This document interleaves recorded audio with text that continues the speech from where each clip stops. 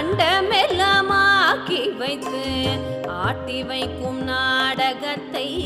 நன்றாக இயக்குகின்ற நாதநந்த ஈஸ்வரனே நின்றாடும் முள்தமை